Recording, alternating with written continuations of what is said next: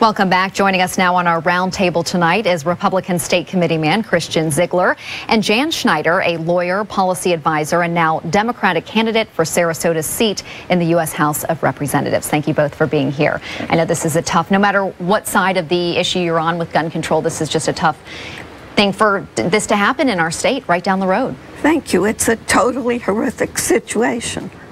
We agree on that. Yeah, we definitely do. I think everyone agrees on that. Now, first of all, I think a lot of people want to know, how does someone who has been watched by the FBI have access to a gun and an assault rifle? This is a difficult situation. I mean, when you look at someone that's obviously been looked at by the FBI, it's very easy to say, well, you shouldn't be allowed to purchase a gun or shouldn't be able to pass a background check. But what you have to remember is he's a U.S. citizen. He has no criminal history that we know of, at least. And you know, the Second Amendment is a constitutional right, so there has to be a great reason why you need to restrict that right. And I don't know if there was anything in his past that really justifies that. Okay. And now, oh, go ahead. Hindsight is 20/20. The FBI gets tens of thousands of tips a day. They interview thousands of people. This is when I think you have to rely on friends, relatives, co-workers, community members to alert the proper authorities. Yeah, do you think people in the community, people who are now speaking out after the fact, maybe missed that opportunity to notify law enforcement? Yeah, again, it's easy, as Jan said, to play Monday morning quarterback and really look at this after the fact. Who knows what the signs were, but people definitely should be aware of what's going on and keep an eye on people around them. And now, Jan, background checks do not apply if you are an unlicensed private dealer, such as at gun shows. Is this a loophole that we're missing? Oh, certainly. And President Obama last January tried to get rid of some of these. The gun show loophole, the loopholes for online sales, the so-called Charleston loophole, the 3-day waiting period, and then you can buy a gun. Of course, it's a loophole. Whether any of this would have done any good in this situation, I will acknowledge, is questionable. But it's situations like this that bring back to our minds the need to get a handle on our culture of gun violence. And Christian, your response? I mean, it's a clear diversion of the issue, because when you look at him, he's, again, a U.S. citizen. He had his concealed permit. He had a background check. It came back clean. This isn't about buying a gun at a gun show, even though I know a lot of liberals and people on the left will discuss that, and they will debate that, and they'll present it. But that's not the case with this. That would not have prevented what happened this weekend. Now, this was a semi-automatic weapon. Automatic, that military and law enforcement, that's not legal, but these semi-automatic assault weapons are. Should they remain legal? Well, the problem with the AR-15, as I understand it, is it's very easy to convert into a near fully automatic weapon. I looked on the internet this morning and was horrified to see an open advertisement for a so-called drop-in trigger that will make it fire whatever nearly full auto means. Now, there's also lots of instructions. This was a legal weapon, and you are correct, a legal sale, but that doesn't make this particular weapon, which has been used in no fewer than 10 mass shootings in this country in the last 10 years, a good thing to allow unrestricted. When you look at an AR and you look at an assault, they call it an assault rifle, and they show the pictures and they look like, you know, military weapons, if you will. At the end of the day, there's a lot of guns, even hunting rifles, that look a little bit more simple, that are a lot more powerful than assault rifles, and there's no discussion about those. So I think that, you know, when you look at these guns, I mean, we can talk gun control all day long, but really we need to focus on what the motivating factor was. And now we're starting to see issues where his father obviously pledged support for Taliban. You looked at him, he called 3 times during the course of this to pledge his allegiance to ISIS. I mean, let's focus on what motivated this killer, because that's what's going to prevent future killings and future terrorist attacks. But there's no discussion about that. The president and Democrats want to talk about gun control, but we really need to focus on what the core is, and that's radical Islam, and no one is really pushing that, both in the media but also in the government. Well, you do bring up a good point, because both presumptive nominees did speak today, and the tones were much different. Donald Trump took the tone of let's attack radical Islamic terrorism.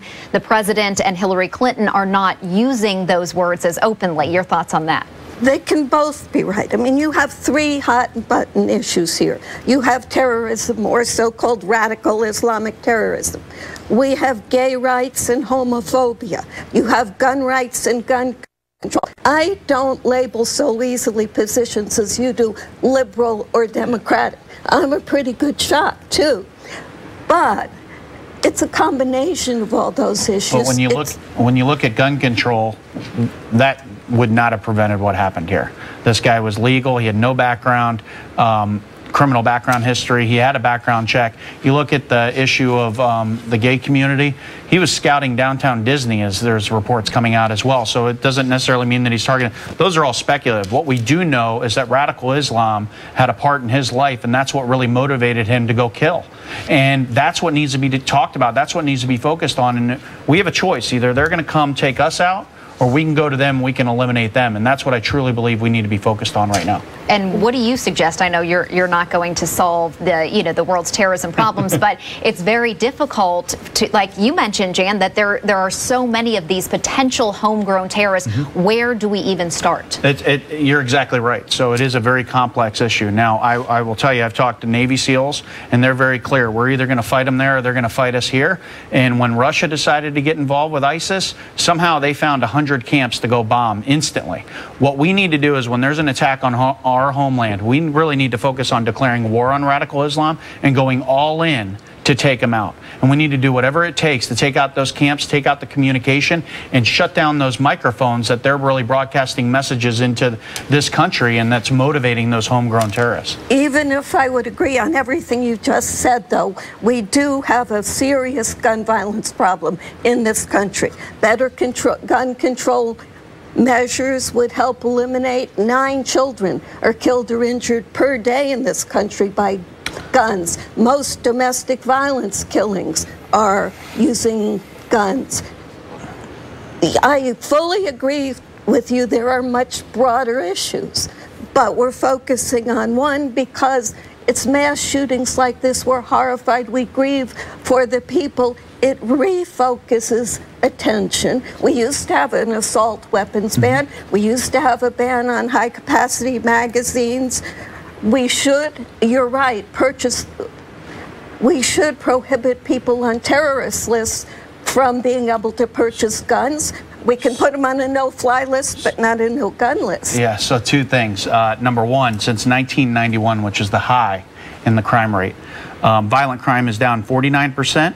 And the murder rate's down 52%, yet ARs, assault rifles that we're talking about, are up 4.5 million. So it just clearly shows that those guns are not really causing crime as much as everyone wants to make it out to be. It's a very small percentage of crime. And the second thing is, when you talk about the no-fly list and the FBI watch list, the right to bear arms, Supreme Court said it, that is a constitutional right with the Second Amendment. And in order to take away someone's constitutional right, you better have a good reason. And you can't allow just some FBI agent or someone just to put you on a list that's going to restrict it. Flying is not a constitutional right, as you know, Jan, you're a lawyer.